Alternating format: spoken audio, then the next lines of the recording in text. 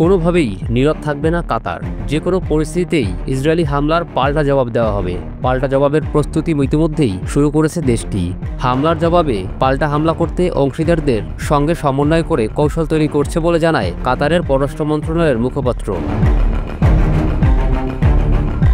কাতারের সার্বভৌমত্বে আঘাতের জবাব কঠোরভাবে দেওয়া হবে। শুধু ক্ষোভ প্রকাশেই যথেষ্ট নয়, বিষয়টি দেশের নিরাপত্তার জন্য গুরুতর।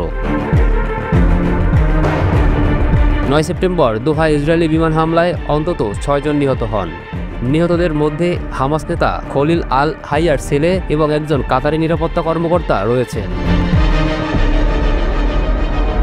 হামলার সময় ভবনে হামাস নেতাদের একটি গুরুত্বপূর্ণ বৈঠক অনুষ্ঠিত হচ্ছিল।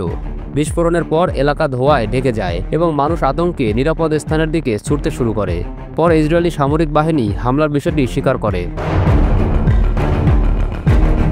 হামাসের মতে ইসরায়েলের হামলার রাজনৈতিক আলোচনায় বাধা সৃষ্টি করছে। যুদ্ধবিরতি ও বন্দি বিনিময় নিয়ে যে আলোচনা চলছে তাতে ইসরায়েল কোনো অগ্রগতি হতে দিচ্ছে না। এতে শান্তি প্রক্রিয়া ব্যাহত হচ্ছে এবং পুরো মধ্যপ্রাচ্যে উত্তেজনা ছড়াচ্ছে। কাতারের প্রধানমন্ত্রী জানিয়েছেন প্রতিক্রিয়া আসবেই এবং এটি সঠিক পরিকল্পনা অনুযায়ী হবে। আবার দেশগুলোর সঙ্গে পরামর্শ করে কাতার এমন পদক্ষেপ নেবে যা ইসরায়েলকে ভবিষ্যতে আগ্রাসন চালাতে ভয় দেখাবে।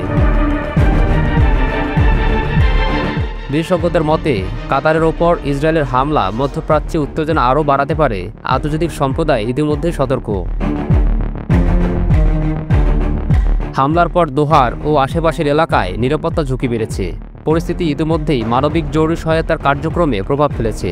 আহত ও নিহতদের পরিবার এবং স্থানীয় নাগরিকদের নিরাপত্তা নিয়ে উদ্বেগ বাড়ছে। কাতার ইতিমধ্যেই পাল্টা জবাবের প্রস্তুতি নিচ্ছে।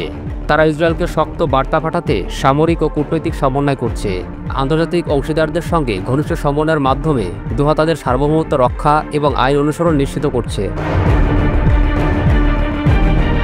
বিশ্লেষকদের মতে কাতারের পাল্টা জবাব মধ্যপ্রাচ্যে নতুন চাপ সৃষ্টি করতে পারে।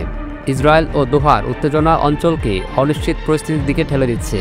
কাতার আন্তর্জাতিক অংশীদারদের সঙ্গে সমন্বয় বজায় রেখে পরিস্থিতি সামলাচ্ছে।